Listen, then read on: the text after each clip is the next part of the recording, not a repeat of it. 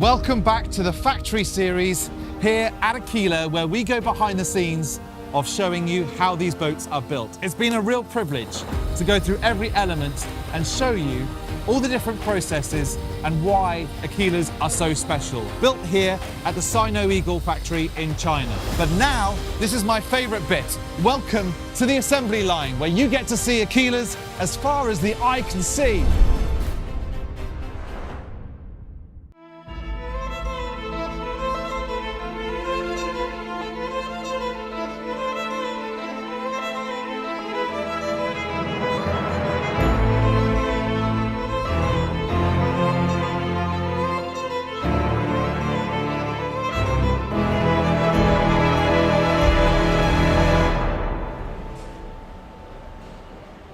Alain, I love it in here because for me, this is where all those elements and processes that we've seen over the last few episodes, everything is now coming together. I can see a model pretty much of your whole lineup here, including your new sailing division. Yeah, right behind us is a new 50 sail. So we got 3 assembly lines. We've got our smaller power cats, we've got our larger power cats, we've got our sail cats as well as some of our smaller power cats. So should we now head up to the mezzanine and see the different stages of assembly? Absolutely. What I really like about this whole area is you get to see the boats in their earlier stages of assembly, but then it's quite a linear way there to the end where we're going to see a completely finished product ready to leave. Yeah, so for instance, this is more of a structural side of it when we're putting our stringer and our bulkheads in. Now we're going to go take a look at the MEP, or mechanical, electrical, and plumbing, and then the finished product, how that comes together. Alain, I think this is a 50 yacht, if I'm not mistaken? Yes, correct. In this area, what sort of change as she starts to go through? Yeah, well, we saw just previously, we saw the stringers going in, so you see the same grid system in here. Now you see the bulkheads that have been bonded in. And so this is the next phase that takes place. And they're also doing some water sealing. The deck there, that's had all that strength, and the internal side of the stringers and the support that we've had, we can see at that point they've also added the cleats and the railings. Yes. So they can get to the underside correctly. Correct. But before that comes onto here, what are people looking at in terms of these spaces? So here's going to be basically our engine rooms and gen sets and anything that's like that. Yeah. And then we're moving up through, you're going to have your helm station up forward. Primary cabin, guest cabins. Yeah, and there's some cool things that we do in terms of bonding the bulkheads in. So if you think about old woodworking where you have mortar and tenon or they're joisted together, that's actually how we put the bulkheads into the boat, which gives it additional strength and rigidity. And then that's laminated as well into it, correct. isn't it? So you're going to see your notches in here, and that's basically how it all fits together like a glove and makes it very strong. I've noticed that when you and I have driven Aquila product in quite big seas, we've gone over to the Bahamas and the coops, there's very low vibration. Yeah. So when you're hitting these and punching into these bigger seas, you really feel like you're in a sturdy, small ship, really. Yeah, catamarans, traditionally they have, especially on sail cats, you get a bit of twisting. Mm-hmm. So obviously power cats, when you're getting into higher speeds, you don't want that twisting, right? So you want to build a very strong, rigid boat, and that's why we put a lot of focus into our stringer system and our bulkhead system. And do you find then that with the foil added, that gives you further rigidity? Because obviously you've got the lift, but you're basically adding more framework into that whole structure as well. Yeah, you have a foil that comes from both hulls, connects essentially both hulls together. So you're getting some additional strength through there, but you also have a lot of additional forces and load areas that you have to take into consideration. So adding a foil onto a power catamaran is it's not an easy feat. We failed a lot at it, but we're very proud of where we are now. Leading the market by far. We've been doing it a lot longer than anybody else. And that's why also you've got such an extensive R&D department, because you're really pushing that envelope, but also all the other elements like the bulkheads and the internal lamination and all that structure, those strengthening items, it's not just a guesstimation, is it? No, and they all come together. They have to come together and fit uniformly together to actually end up with a product that is strong and rigid and light. Perfect. Okay, so let's go to the next stage. As we're walking down, I can see that a number of the hulls then have these stations. This is not for your grocery shopping, is it? No. What we saw in the warehousing area is we barcode in, out supplies that come in through logistics, whether it's building 5, whether our upholstery and stainless shop woodworking. Everything that goes into the boat is also barcode scanned. And then in terms of our quality control and who's doing work on the boat is also managed through our MES system. But I'm going to introduce you to Tommy a little bit further down the line. He'll explain what the benefits of the full MES system are and how that ties into sale, and Nick Harvey, who manages our sales side, and how that all comes together in the finished product. Fascinating. I don't see many builders going to this level of detail in their production. And I suppose these are all elements that are really required when you're building a business to this scale with a global dealer network. So having all of this data and all of us having input, being able to monitor, report, get reports on it, it's critical for our team, a true global brand. Yeah, there's no disjointedness in here at all, is there? So we now have a hull that I can see we've got fuel tanks in, we're running electrical lines, so this is now the start of real assembly, isn't it? Yeah, fireproofing walls going in and sound batting. So yeah, as we transition down, next steps we'll start seeing the plumbing going, and then eventually the furniture and so forth. So let's take a walk down, we'll take a look at that. You mentioned the fuel tanks. This is something that you actually build in-house, isn't it, in your fabrication shop? Do you find that having all those different elements, again, it just keeps layering up that whole quality, you're able to control that? Yeah, quality directly impacts our clients, and so it's very good for us to be able to control that quality and be able to stand behind that product. Now we have the next stage where we see a deck and a hull coming together. Yeah, so the step just behind us, you've got your plumbing that's gone in, your electrical. Eventually they'll put the engines in, then they cap it, put the deck mold on. And in this process, what we're seeing here is now they're doing the furniture fit out inside, as well as the flybridge hardtop. They're starting to put the cap on that. How long does it take to sort of get to this sort of stage? Yeah, it depends on the size of the boat, but we're standing behind a yacht line. So from very start to finish to very end, the boat going out the door, you're probably on average looking at about 3 months.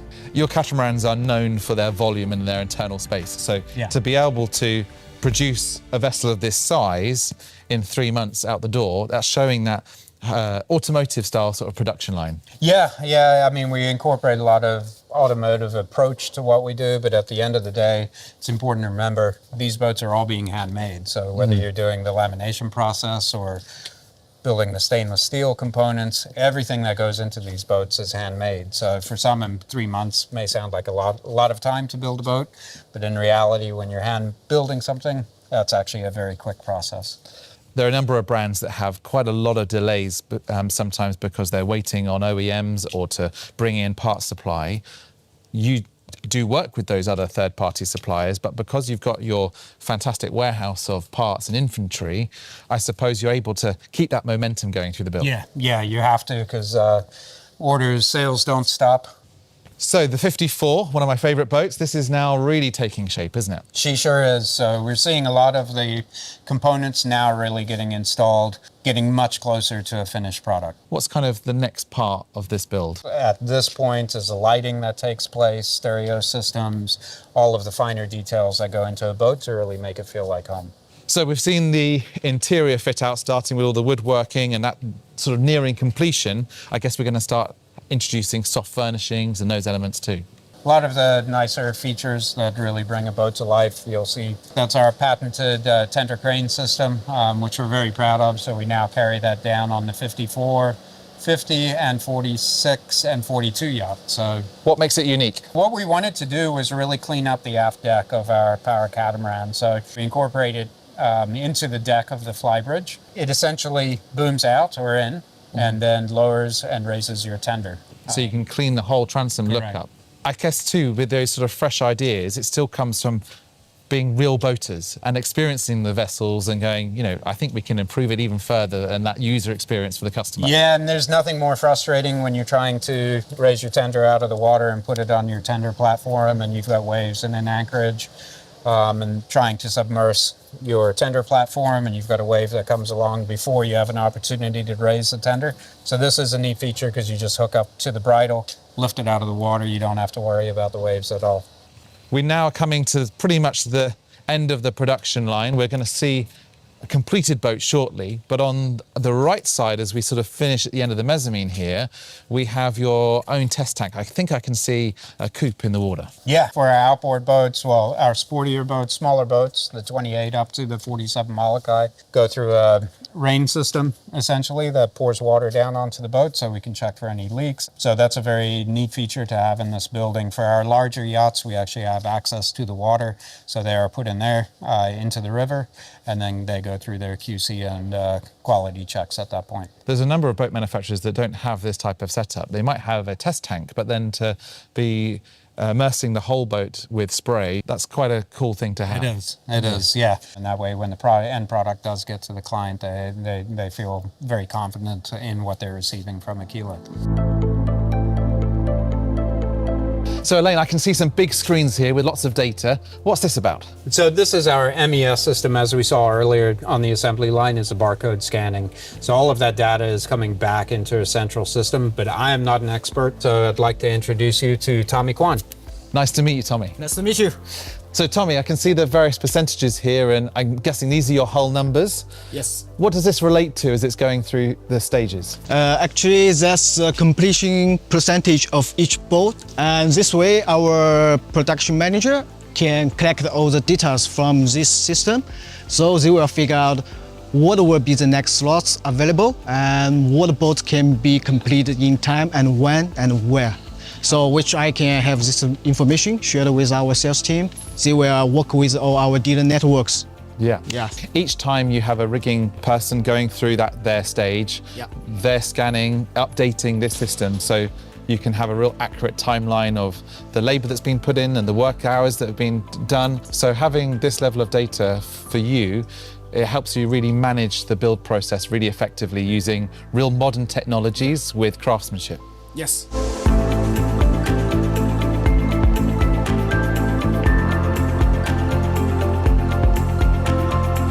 This is a great site, Alain, of so many Aquilas about to go off to their happy customers around the world. Yeah, it never gets old. So this is really where the journey of getting our owners out there starts. Yeah, so this boat, she's nearing completion, soon to leave the door.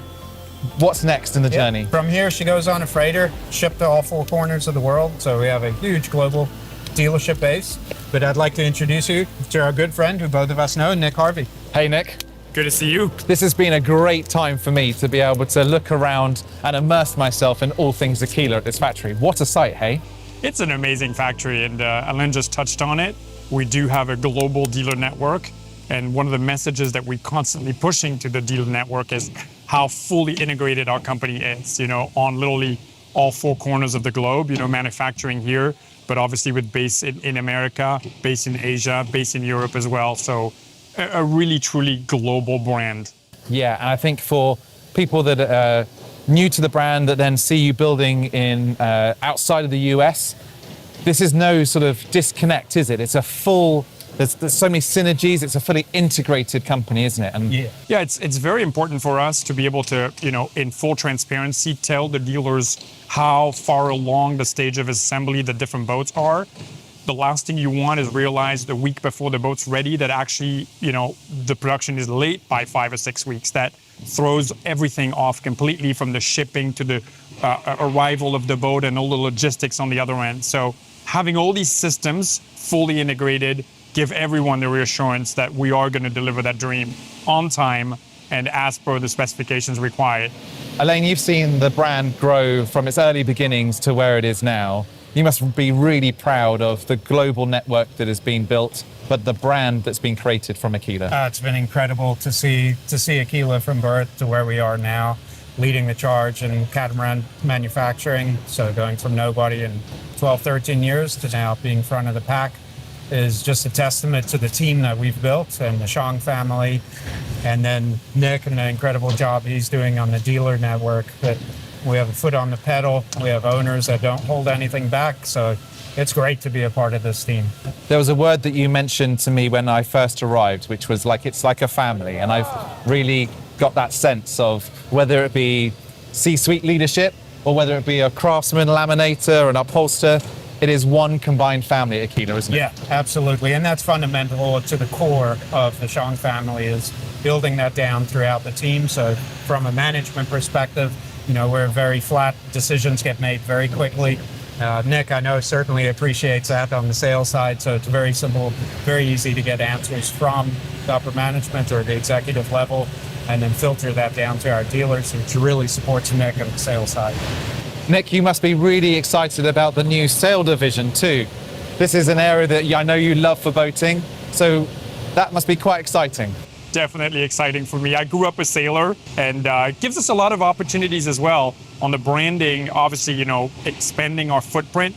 The global size of the sailing catamaran market is twice what the power cat market is. Not a lot of people know that, because you think about the powerboat market being large, and it is much larger than the global sailing market. But on the catamaran side, the sailing catamaran market is a lot bigger. So it's going to open up a lot of doors for us, talking with some of our existing dealers who have an interest in sailing, but also talking with some new dealers that might like to join the Aquila family that we keep referring to all the time. We draw on our experience a lot, whether it's Sebastian here in the factory that's overseeing the production line for the sail catamaran, Nick bringing a vast experience in the marine sector, and then Lex leading the charge and keeping us going forward. It's an incredible team to be a part of and have that experience that all of us can draw from and learn from each other. Both of you, thank you so much for your time here. It's been thrilling to really get amongst the brand and properly digest it and see the amazing skill set of the company. Thank you. Thank you, man. Appreciate it. Thanks, Tom.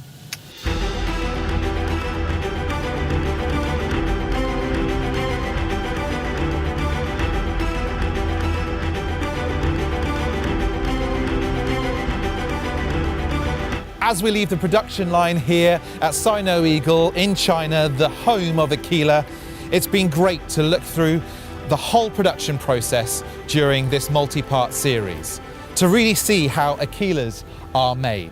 We have gone through every element, whether it be from the main headquarter offices where the accounts and the business operation is run, right down to the assembly line where all of these elements come together to eventually form the Aquilas that we know and love when they then leave this building and shipped around the world to start their adventures. So for me, it's been a wonderful privilege to look around this site. I've visited many shipyards in my time, and it's hard to find one that is genuinely as clean and as meticulous as here at Sino Eagle. It's been a real joy to see their attention to detail, but also their care of their staff, and how loved and cherished not only their team are, but also their real passion for boating, from inception right up to every hull leaving here for their customers. And I hope you too have enjoyed this series also. Stay tuned for more.